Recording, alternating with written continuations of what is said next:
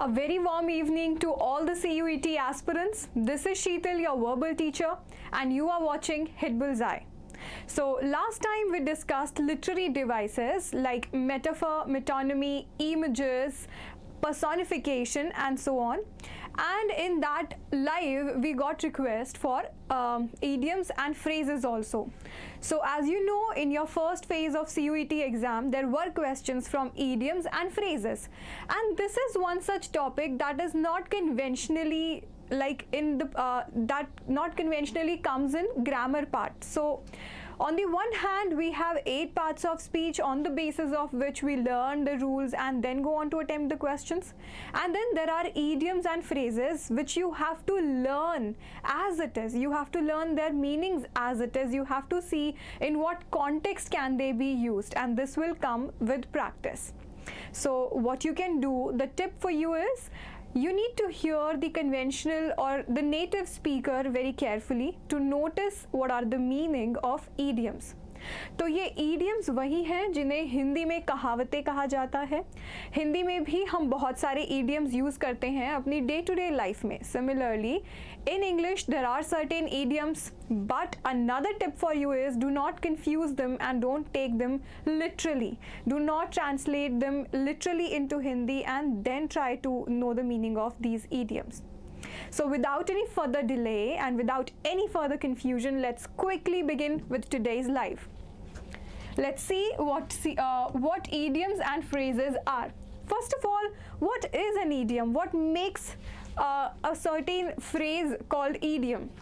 So idiom is a phrase or expression mostly used for expressing a non-literal figurative meaning attached to it. Again, non-literal. Do not literally understand, do not literally take the things that are given in that phrase. Instead, the author or the writer of that phrase has used it in a figurative sense. It is conveying something else. So it is not to be taken literally. Yeah, so conventionally understood by native speakers. Why have I included this point? Because just as in Hindi, we use so many Hindi idioms and no one has as such, told us those idioms. It's just that by the common use, by using them in day-to-day life, we know their meaning as it is, right? So similarly in English, conventionally these idioms are understood by the native speakers, and when it comes to the students, those who want to appear for a competitive exam, it becomes important for them that if they had not been using these idioms, now they have to sit and learn them. So it is not that difficult. You just have to associate them with certain images, certain ideas and things, and then learning it becomes easy. So example is go down in flames, which means to go waste, completely waste or get completely rejected.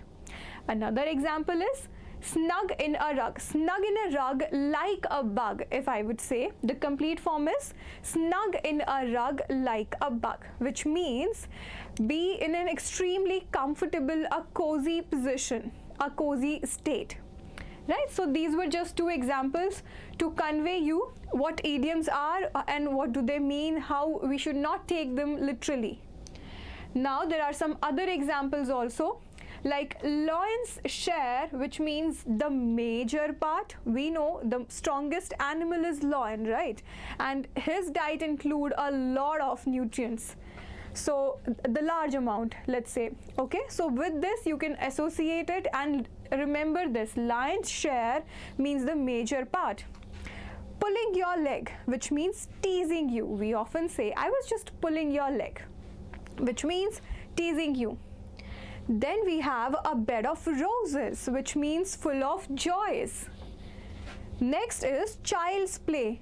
An easy task to do. Why do we say a child's play? Obviously because something that is practically a child is able to do would obviously be an easy thing, right? So you can relate these things like this. Bell the cat, which means to be the first in initiating. So often when you anticipate there is gonna be a troublesome situation, we often say, I am not gonna be the one to bell the cat, or why would I bell the cat? कि मैं मुसीबत क्यों मोल लूँ? अगर मैं उसे हिंदी में आप लोगों को समझाऊँ, it means मैं मुसीबत क्यों मोल लूँ? So bread and butter, which means livelihood, जिसे हिंदी में हम दाल रोटी कहते हैं, इंग्लिश में उसे bread and butter कहा जाता है. So next we have at a stretch, which means continuously, non-stop, right? So are you ready to move on to the questions? So there you go, the first question before you, in which you have to find out the meaning of the idiom given in it. The new CM stuck his neck out today and promised 10 kgs free wheat a month for all rural families. What can be the probable meaning of this? Let's see who's gonna be the first one to answer it.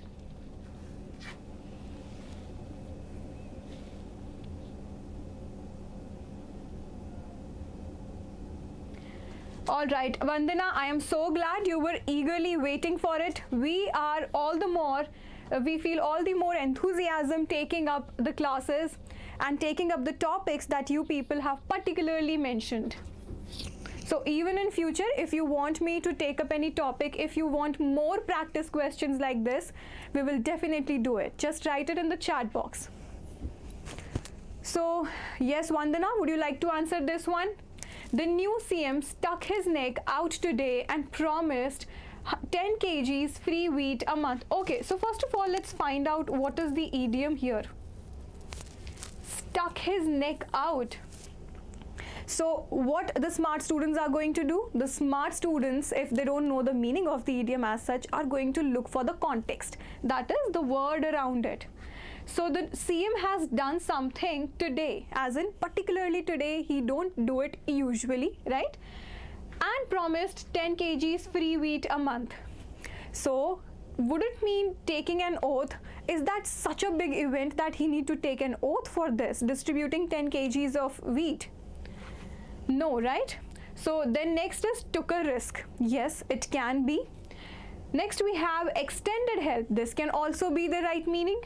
Caused embarrassment. No, distributing something, food items or grains to public is not an embarrassment. So how to guess? This is only by practice that you are going to know. Yes, so Vandana is saying extended help. But here again, here comes the knowledge of a conventional, or let's say a native speaker. In this sense, Vandana, it's gonna be took a risk. So he took a risk. Why took a risk? Because this is something he don't usually do. He's taken a risk. He's taken a step ahead to do something different, which he usually don't do. Now he don't know if he's going to, this strategy of his is going to fail. Is it going to help people, aggravate people, or is it going to help him, this particular move by him? So the meaning of this is took a risk. Right. So don't be disheartened by this one. Let's try the next one. Harassed by repeated acts of injustice, he decided to put his foot down. Now, what would cause a person to put his foot down? Something which harassed him, something that that was unjust. To put his foot down, or to put feet down.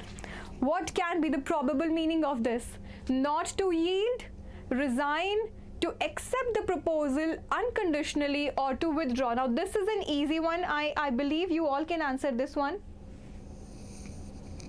Take your time and try to guess the answer. So the right meaning to it is resign. Obviously, because a person beyond a certain level cannot bear the harassment, right? Again, connecting it with the context, you can guess it means harassed by repeated acts of injustice, he decided to resign finally. So this cannot be to accept proposal conditionally, because he was already being harassed. Why would he accept it conditionally? He would reject it, or rather he would take a step back, right?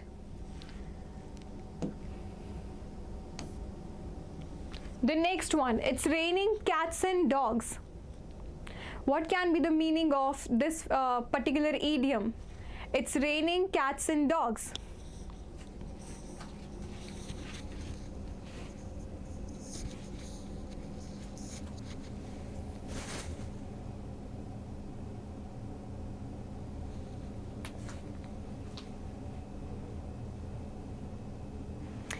Yes, anyone?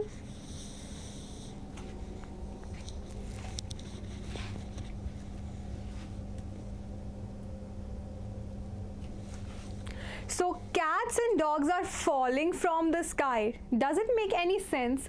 So if the writer is saying it's raining cats and dogs, this doesn't mean that literally cats and dogs are falling from the sky.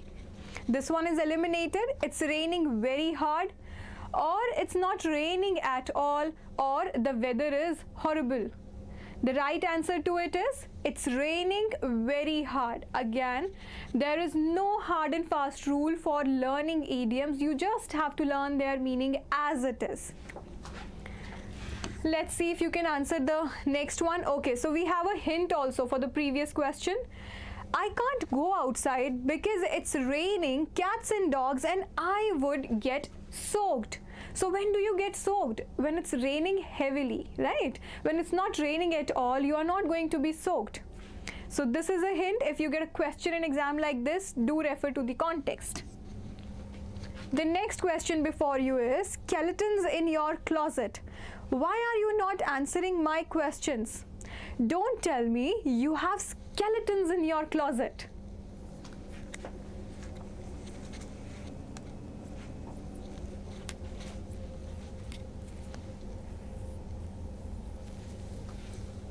Yes, guys, what is the meaning of this particular idiom? Skeletons in your closet. Does this mean he would literally have skeletons in the closet? That sounds horrible. That sounds scary, right? So your closet is full of skeletons. Doesn't make any sense. You are hiding something in your closet. Can make sense, but let's see other options also. You have secrets or something you don't want anyone to know. So as such, there are no secrets in the closet. It is while a person is speaking, he's hiding something. So the right form is, the right answer is this one. C. You have secrets or something you don't want anyone to know. You are not afraid of something, of anything. This is out of the context. Absurd answer, not connected to our idiom at all. The last question for idiom is to keep one's temper.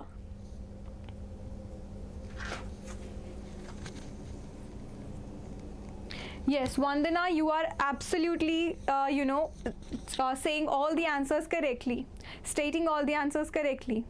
Let's see if you can answer this one. To keep one's temper, to be in good mood, to become hungry, to preserve one's energy, or to be aloof from. If you know what is going to be the meaning of this idiom. To keep one's temper is to control your temperament, as in be in a calm composite position, which means it is to be in a good mood. It's nothing related to hunger or energy. It's being in good mood, right? So again, if you want to remember it, you want to associate it with things. Let's say whenever you read to keep one's temper, you may say to control your temperament, which means to stay cool, to stay calm. So that was for the idiom. Let's now see what phrases are and what is the difference between idioms and phrases. So phrase is a group of words, two or more words functioning as a meaningful unit. So we know there are three things in English language if we say the structures of sentences. You have phrases, which is a group of words which may or may not give you complete sense. In most of the cases, it doesn't convey or doesn't give you the complete meaning. It is a part of the complete sentence, but as such, it doesn't have a complete meaning. Then there are clauses. Clauses have their own, subject and verb. Subject and verb are two things that are extremely important to make a complete sense of a sentence.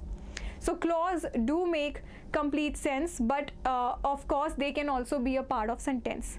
Now sentences are something which may have one, two or more than two clauses in them, phrases in them, and they make complete sense and give you complete meaning. So what is phrasal verb? Phrases then. Phrase is a group of two or more words functioning as a meaningful unit. So when we as such talk about idiom and phrases and we are looking for phrases in the sentences, they make some sense and you have to by heart them, you have to learn them. Grammatically, it's believed to be a level between word and clause. Now they are stating the level of it. First you have words, right, and then you have clauses, which is a group of words which makes a complete sense. So phrases is something in between it. So neither it is just a single word and nor it is a complete clause. It's something between word and clause. Made up of head. Head means what? Head means if the phrase consists of 2 or 3 words, there is going to be one main word. It can be a noun, it can be a verb, adjective or adverb or even preposition. And there will be certain optical modifiers attached to it, as in of, to, the other things will be, the other elements or other words will be attached to it just to convey its meaning, right? Just to modify it. So head is that main noun, adjective, verb, adverb or preposition, and some optical modifier will be added to it to make the complete sense of that phrase. Now phrasal verbs. First one is avail of. So have you heard this one before? What is the meaning of avail of? It means take advantage of something. I've also given an example here, which is when the company is privatized, you should avail yourself of the opportunity and buy some shares. So you see, even if you as such didn't know the meaning of this phrase avail of, here we are particularly talking about phrasal verbs, which means the head in these phrases is going to be verb. If we say phrasal nouns, in that case the head would have been noun. Here we are talking about phrasal verbs which are commonly seen in competitive exams. So there were questions in your exam from this. Avail of, which means take advantage of something. Example is, when the company is privatized, you should avail yourself of the opportunity and buy some share. If they're talking about opportunity, then obviously this has a positive connotation attached to it. Next one is burn out, which means stop or become exhausted from overworking. Burn out. So if you want to remember this one, let's say the candle burned out. So the flame of the candle burned out, which means it stopped, right? It stopped emitting light. So here also you can associate it and remember it like this. Example is the fuss has burned out. The worry or the problematic situation that was there, it burned out. Third one we have is iron out, which means resolve by discussion. You see, I talked about optical modifiers. So here we have a main verb, which is the head, and there is this word out, which is optical modifier. This is how phrases are made. So resolve by discussion. Iron out means resolve by discussion. Example is, the meeting tomorrow will be an opportunity to iron out difficulties. So if we are talking about opportunity, as in we are being optimistic of something, we are talking about doing something to difficulties. If we are optimistic, obviously we are trying to discard those difficulties, solve those problems, right? So by this you'll definitely be able to guess the right meaning out of the 4 options. Nod off, which means fall asleep. Example is, my grandfather often nods off in front of the television. Isn't that something common in all the households? Our elderly, when they're watching TV, television, they often nod off. Again, off is a word with which you can associate it that something is being let's say stopped. So nod off means falling asleep, not being in senses, not being conscious. The last one we have is vouch for, which means express confidence in.